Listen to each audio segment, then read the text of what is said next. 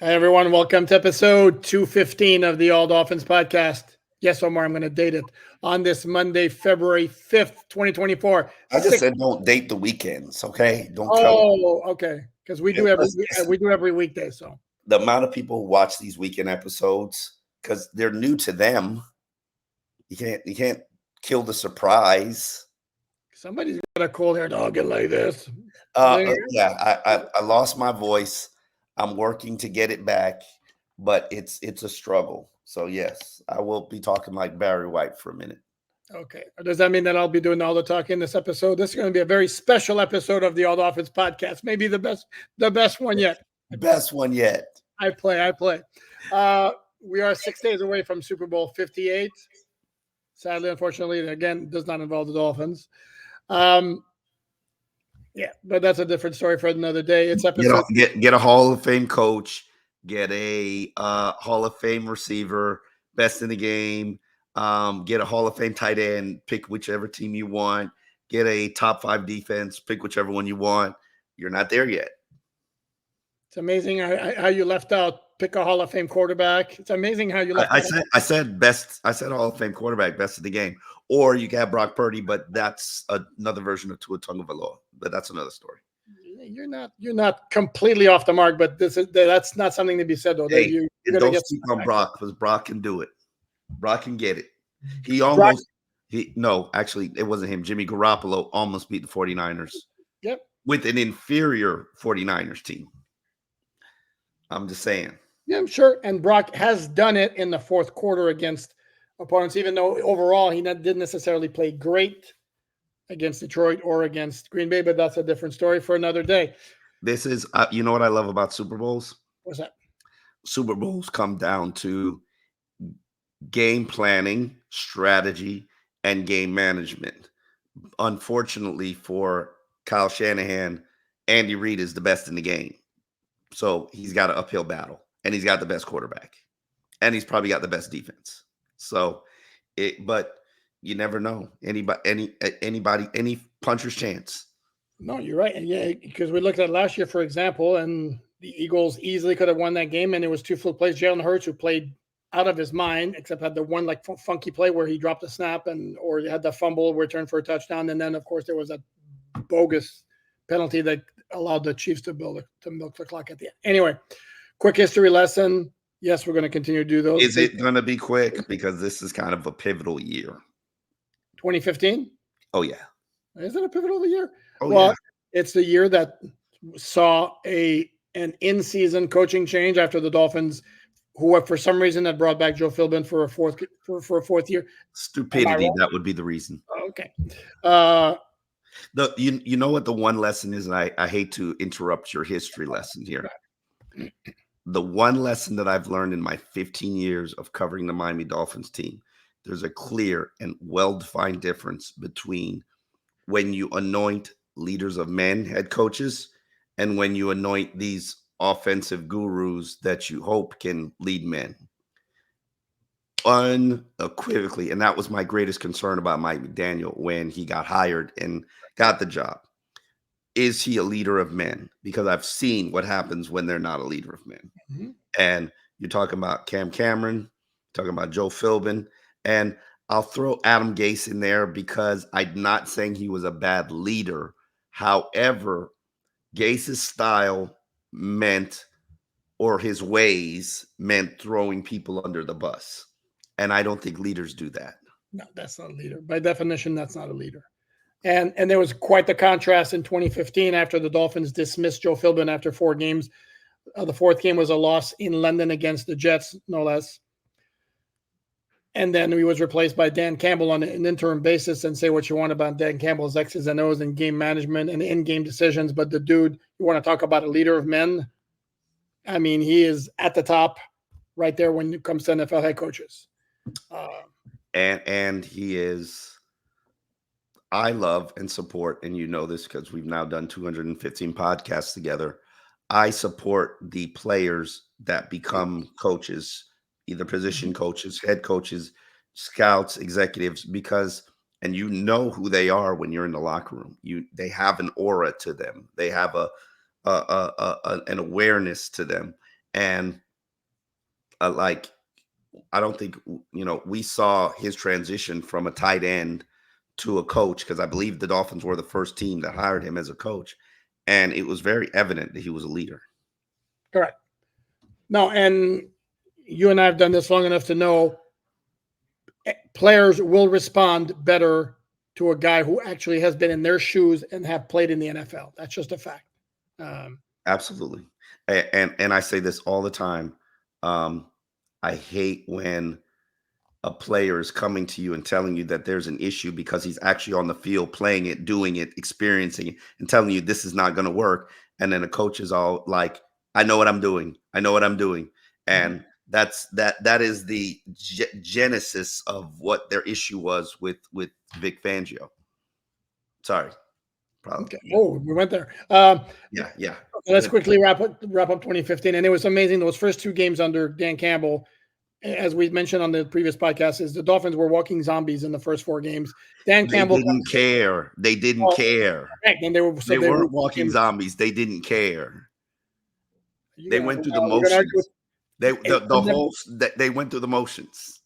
Omar, wouldn't that make you a walking zombie if you're going through the motions? I mean, anyway, Dan Campbell comes in. They do the Oklahoma drill like on the first day of his first practice, and then they go out and play at Tennessee. They whooped the Titans 38-10, and then they come home against the Houston Texans and have the most ridiculous first half I think I've ever covered. They were up like 41-0 at the half, wound up winning 44-26. Eventually, their lack of talent in a lot of different places caught up to them. They wound up finishing 6-10. Offseason arrives, and Campbell was one of the guys who interviewed for the head coaching job. They gave it to Adam Gase, and the rest is history. I don't know if I agree with the lack of talent statement that you put on the table. That team had Jarvis Landry, had Kenny Stills, had Rashard Matthews, had Devontae Parker, had Lamar Miller. Ryan Tannehill was their quarterback, so mind you. They had some issues on the offensive line. Yes, they did. But, okay, and they had Cameron Wake. They had Ndamukong Suh. They had Olivier Vernon. Inside linebacker was an issue. It was. They had Brent Grimes. Rashad Jones. Safety was an issue. Safe cornerback was an issue. Okay, they had enough. They had holes. They had decent holes. Okay. Sounds like something I just said, but I appreciate you validating my statement. Okay. And now, since we mentioned former player getting the respect of current players because they played, this is what we have with Anthony Weaver. And Omar, obviously, you're very familiar with what I'm about to bring up because you were there, as they say. You were like right in there when Joe Rose and you, in another guest host spot, had Jerry Sandusky. No, not that Jerry Sandusky. That needs to be said all the time. I'm like, that guy needs to change his name. I'm sorry. You officially can't keep your name. So, like, longtime sportscaster, was in Miami, went to Baltimore. Actually, his father was a very long-time Dolphin offensive line coach, John Sandusky, who was Don Shula's right-hand man for a long time, 19 seasons. And dude had nothing but great things to say. The one comment he made that really stood out to me was explaining why it was that John Harbaugh chose inside linebackers coach Zach Orr as his new DC after Mike McDonald went to Seattle instead of Anthony Weaver. Please reiterate it because I thought that was very profound, and I think you can state it better than me. Well, I mean, it made me feel a whole lot better about that particular situation because basically Jerry Sandusky's point was that he's looking at two guys who have all the chops to get the job done in that particular role. Thinks very highly of either of them, but if he doesn't give Zach Orr the job because his name's not out there, maybe he doesn't get a DC job. And whereas with Anthony Weaver, if he bypasses him, somebody's going to hire Anthony Weaver. So, and while I loved what he said in theory, and that's what you say when you don't pick a guy, because we always hear he was the next guy up. It was going to be him. If it wasn't him, we always hear these stories. And I heard that about Mike Tomlin. I forget who was a runner-up to Mike McDaniel. I know we had Sean Payton, but I think it might have been Leslie Frazier. It was somebody that was, I can't tell you It was Leslie Frazier. It was somebody who was African American. I don't remember. Sorry. Um, you always hear those stories, and you're like, sure.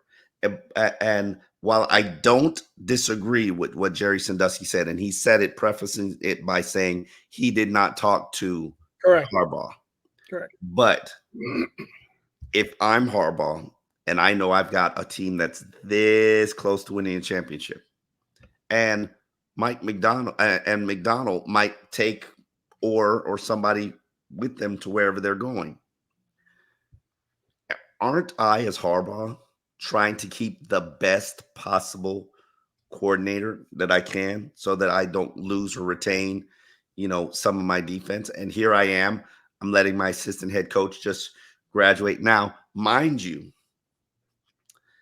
answer this question to me, Alan Poupard. What defense do you think gives Anthony Weaver a better chance to become a head coach in 2025? Do you think it's the Miami Dolphins, or do you think it's the Baltimore Ravens? Oh, it's clearly the Baltimore Ravens. But here's, I hear what you're saying, and you're playing a very good devil's advocate here. But again, if the difference is, I can't imagine that if Harbaugh thought that Anthony Weaver was clearly a better candidate to be his new DC than Zach Orr. Sorry, Zach Orr, but I'm going to go with Anthony Weaver. I don't think he would hurt his team. That's the point I'm making. That's the point I'm making. Okay, but what if, first of all, what if the difference is ever so slight? That's number one. And then number two, what if money was a factor? Money may have been a factor. Because Boss Ross liked to pay.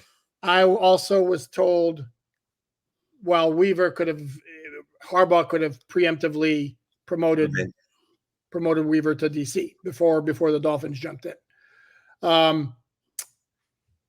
I was told it may be an issue of perhaps some of the players preferred Orr. And I don't know exactly why that would be, because Jerry Sandusky again spoke very highly of Weaver and his ability to relate to the players. You never know. Mentioned his work with Justin Madubuike. He was a third-round pick. Also, I will take issue with him when you start talking about how Madubuike was playing at a level on the par with Aaron Donald. This is where I was going. Whoa, Jerry, slow down, simmer down now, simmer down. As a little Aaron Donald didn't have a great season last year, though. No, correct. But when on those spurts, might be still playing on that name. To a certain, I mean, he's not like the game wrecker he once was, but I mean, he's still. And again, when he has those spurts, he can. Yeah, he just doesn't do it as consistently as he once did. And the other issue with Anthony Weaver is if he was an overblown mirage, as some skeptics perhaps would suggest. Who's suggesting that? Put a name on it. Because I'm not putting a name. I'm saying because of the factor of like. But you scared? No, I'm not scared. Yeah, that's me. Ooh. I'm just playing devil's advocate. If we're saying on one hand, if he's so great, then why didn't the Ravens just promote him? Mm-hmm. Well, the flip side to that, if he was so lackluster, then why did both the Washington Commanders and Atlanta Falcons interview him for their head coaching position? So, as an African American, I could say maybe because he was at the top of the Rooney Rule candidate list. I can say that. You cannot. And there are. I can say it's sadly not entirely. I mean, out of the question, but that's to me, that's one of the flaws of the Rooney Rule. I mean, but the Fitz-Pollard Alliance, they have their list. They circulate their list. And if teams were did their due diligence, which that's what the Rooney Rule is supposed to do. It's to force teams to do their due diligence. You would put yourself in position to talk to the guys that people in the NFL believe is the next guys up. And so Anthony Weaver, he's an assistant head coach. He's the next guy up. He's in line. He's been in line. And in due time, he will get his shine and his opportunity if he performs well. And I have no doubt in my mind that he's qualified, he's capable, he's competent. If he was, he would not have been where he was in Harbaugh's staff. But you know what my issue is. On one hand, I wanted a coach with head coaching experience. Mm-hmm. Okay. Issue number two, his one stint in Houston, it sucked. You have helped me address why it sucked. There was nobody on that team. Correct. Okay. Not a great situation. Fine. He has rebounded since then. But on top of that, I do have a little bit of a concern about the fact that if Harbaugh thought he was such a stud, why wouldn't Harbaugh do everything in his power to make sure that he retained him? And he anointed it, and he put him in position to become a next head coach, to become the next Mike McDonald. Now, I'm not saying Harbaugh's wrong. Harbaugh knows his situation. Harbaugh knows his locker room. Harbaugh knows his team. And I don't doubt Harbaugh. So if I'm not doubting Harbaugh, then I'm wondering, did we get the best of the Ravens' defensive assistants? That's all I'm saying. Well, the other question, here's the other question is, how much of an input did he have, for example, into the scheme? Which by all appearances, it's Mike McDonald. That's why he's now the Seahawks head coach, because that scheme worked out so well. And I can't believe he got that job, but that's beside the point. Maybe he interviewed. How does Dan Quinn not get that job? I'm just saying. Let's just say the Cowboys playoff game wasn't exactly a great final statement to land a head coaching job. Wow. So you're going to ignore a whole season and just here's what I'm going to ignore. I'm going to ignore the fact. Well, what am I ignoring? The fact that early in the season, were we not talking about the Cowboys? I was writing stories about how great the Cowboys defense was, and they were like ridiculous. And then all of a sudden, where was that defense in the second half of the season? I mean, it did nothing but this. Same with the Dolphins. And here's the other thing also is, it still comes down to the players. I don't care how great your scheme is. Like, I know we mentioned Vic Fangio did a very solid job. Again, let's not pretend like when the Dolphins were at their peak defensively, they had Jalen Ramsey, Xavier Howard, Javon Holland, Bradley Chubb, Jalen Phillips, Christian Wilkins, Zach Sealer. That's 7. Jerome Baker. You don't go and disrespect Jerome like that? I'm going to go with those 7. And can we not agree that those are 7, let's say, A-type players? I find you disrespectful. I find you being disrespectful. Jerome's a B player. Oh, okay. So your argument is that all of those are A players. Or give them to me again. Give them to me again. And we can quibble about 1 or 2 of them, but Jalen Ramsey, Xavier Howard, okay, Javon Holland, okay, Bradley Chubb, okay, Jalen Phillips, Christian Wilkins, Zach Sealer. That's 7. That's 7 A-type players, or very close to A players. That's a lot. That's a lot on a starting defense. So, and here's the thing. And as we look forward to 2024, I think my biggest concern about the Dolphin defense isn't whether they got the right guy, defensive coordinator, is what's their roster going to look like on defense. And that's a tease to the series that Alan Papard has just started, which is a positional breakdown series that you can find on alldolphins.com. While we are not talking about the position that he had on, I'll put it up for you back again. Do you want to? Oh, yeah. You want to see if you can make some hearts? Look at you. Look at anything else. By the way, people in the YouTube comments, I've tried every other thing with the 2 thumbs up, crossing my fingers or whatever. Either you're playing with me, you can't do it. You don't have a green screen. This works. Nothing else works. See, okay. Oh, and it's not doing. So there we go. Oh, there we go. And nothing else. I hear you in terms of yes, they had a lot of AB players. My biggest concern is moving forward, will they continue to have AB players? Because right now there's Jalen Ramsey and I'll be respectful and say Zach Sealer, even though I think Zach Sealer's a B player. I think he could be an A player. And if I'm going to hold on. No, I'm going to call you out. I want you to stay consistent. That's my goal. That's my goal for you in life as your colleague, is to make sure you stay consistent. You said last week that Zach Sealer, basically his production was exactly the same as Christian Wilkins. No. And I'm saying that before you cut me off, I was going to say while I put Zach in the B category based on body of work, it's A this season, but it's been B previously. If I'm going to put Christian in the A, I got to put Zach in the A because I think they had comparable seasons. Okay, So I there you think they, go. I think they fed off each other. It wasn't one guy feeding off. It wasn't Zach Sealers feeding off Christian and the double teams. No, they were a hella tandem together. There was no one guy who got all the attention. No, they just played amazingly well together, which is why if I were them, I'd be scared to play with anybody else. I'd want to play with each other my whole career. Well, and then okay, you don't forget Javon Holland, the PFF darling, because they had him as now I think number 2. Huh?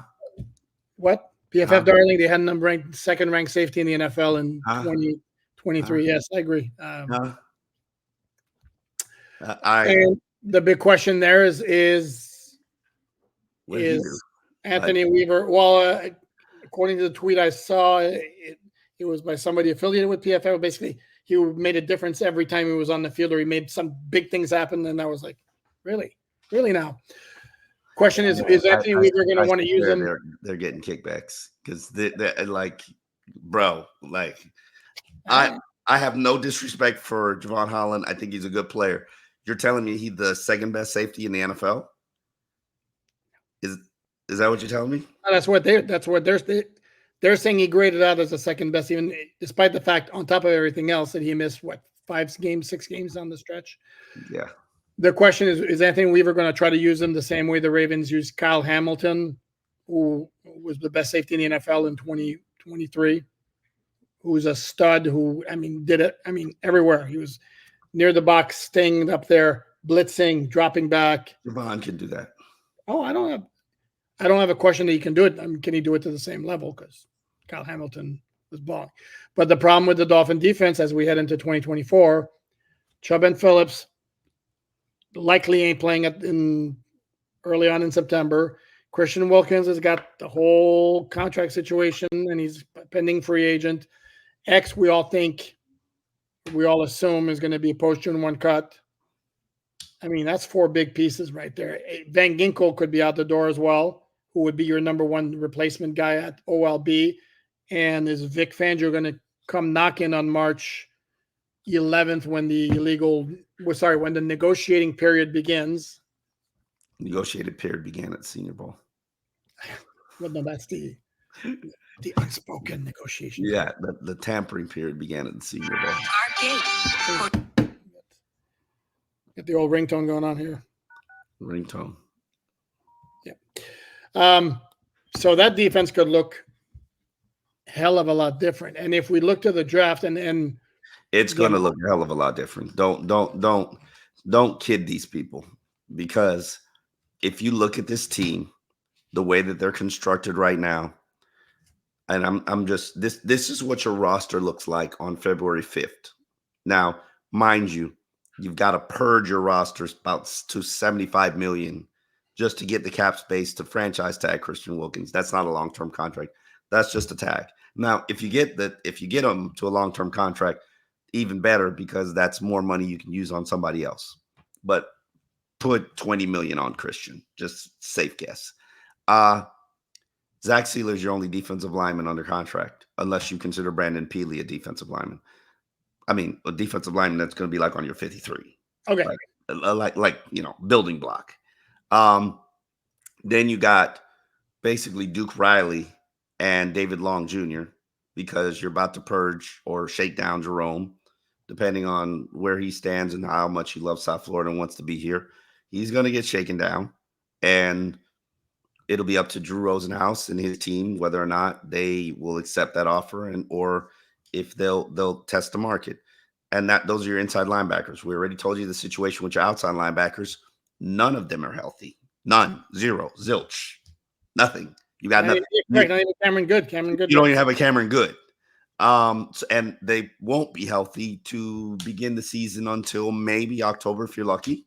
And that's if they're ridiculously healthy and working like freaks of nature, because that's a 9-month process for an Achilles and an ACL, which are 9 to 12-month programs. Yep. And then you go to your secondary, where there's Jalen Ramsey, Kader Kohu, and Cam Smith, and Ethan Bonner. That's it. And and that's your cornerbacks, and then your only safety on your roster is Javon Holland. Only. So not even backups. No, Javon Holland. That's it. So here's what I like about what I heard about Anthony Weaver today from the interview we did with Jerry S. I'm not calling him that. He is going to run a multiple defense. They do. We think because we don't need the. I mean, the dude's been a defensive coordinator once, so and in the past 3 years, who knows how much he's been influenced by what Mike McDaniel first and before him Wink Martindale did. Maybe he liked what Wink Martindale did, which is blitz, blitz, blitz, blitz, blitz, blitz, blitz. I personally would love that. I would love that. I like that. Get in your face. Don't give the offense a chance to breathe. And if you give up a play here and there, so be it. Just don't let it happen when there's 5 seconds left in the first half, like the Dolphins did in Pittsburgh in 2019. But that was a different story. Anyway, that was a tank. That was a tank special. I love Mina Kimes' design of the play, drawing a tank. That was classic. Oh, that's awesome. Yeah, I remember that game very vividly because that whole season, I was totally tanked for Tua. Yes, you were. You were like this. I mean, I was very fully committed to it. Oh, you lost your heart privileges. Look at you. You're all heartbroken now. No, you weren't making that the end of heart thing. Oh, now you're just gonna disappear. Disappear. You're heartbroken now. I was totally tanked for Tua, and then there was so much. How dare you? We're playing in this to win, and truthfully speaking, Brian Flores was absolutely unequivocally. I can't. But that one play by Patrick Graham, that defensive call. That was weird. It was like, wait a second, are you playing the tank or are you not playing the tank? Hold on, what's the deal? Yeah. How do we get off on that tangent? Because you were talking about the kind of style he was going to play, and I'm saying we don't really know. We haven't had a press conference yet with Anthony Weaver. As I recall, last year, you think we're gonna get one? No, I think what the Dolphins have done the last couple of years is they do one with the entire staff. At some point later this month, or when they're fully hired. Correct, when they complete their staff, and then they just bring everybody out at the same time. That's what they've done, and I would expect that's what they'll do again. So we don't know. Again, is he really going to go with the same scheme he ran in Houston in 2020, which didn't work out well because they were last in the NFL in takeaways. They were last in run defense. I want to say 30th in yards allowed with a mediocre roster. I think the best marriage for this defense is what it sounds like, what they're going to try to build, which is take the framework of what Vic Fangio did, maybe a little bit more press, maybe a little bit more blitzing. And that would be perfect. Because if you married Vic Fangio's defense with Brian Flores' defense, which is what the players were always trying to get to. And Vic was like, no. Like, bro, you saw us do it for 2 seasons and we did this relatively well. How about we just incorporate a little bit of it? And eventually he relented a little. But let me ask you this, Omar Kelly, that you like to do this. Let me ask you this. Imagine the Dolphins defense last year at a time when they had all their guys with the scheme, the crazy "we're coming after you" scheme that Flores ran. Tell me how great that defense would have been. Would have been great. Players wanted it. Because you're talking about. Say no. No. But my point is the Dolphins had a lot of success with that scheme with a talent level that wasn't anywhere near what they had last year. So to me, the marriage of that scheme plus what they had last year would have been this, except we won't do it. Will it do it again? Wow, I'm crushed. Anyway, it would have been crazy. I think that defense would have been. You are so heartbroken. I lost my toy here. Damn it. Yeah, and to be transparent, that was a lot of what the players wanted to get to that approach, and it was like twisting arms, and eventually they gave up. But yeah, everybody's got a hill to die on. That wasn't there. And especially when they started, but truthfully speaking, when they started playing well together, they were incorporating a little bit more of some of the things that they had used in previous years. Yeah, Vic tweaked some things. They reached a point where some of their guys who had slow starts for whatever reason were getting better. Ramsey came back. They started playing some mediocre quarterbacks. You put all of it together. You said what you said, right? Where's the lie? Where's the lie? Let me look at the schedule. Dak Prescott was not a mediocre quarterback. That was that's at the end of the year. Okay, all right. Patrick Mahomes is the one guy that they really contained Jalen Hurts during that stretch. Sorry, Jalen Hurts. No, they didn't contain Jalen Hurts at all. Okay. But then they played who they played? Mac Jones. They played Aiden O'Connell. They played Zach Wilson. They played who's the other guy? Tim Boyle. They play. I mean, again, where's the lie? All right. So the bottom line is, again, coach can only do so much. Perfectly willing. I mean, we don't know.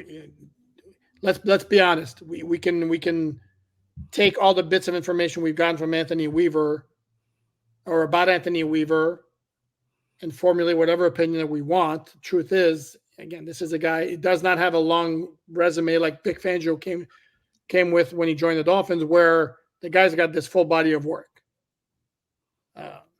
There isn't that with him. And again, as complimentary as everybody wants to be about player development and all that, and what he did for Madubuike, for example, who's to say that Madubuike wasn't just a guy who was going to blossom and explode in his third season regardless? Omar, are you there? Yeah.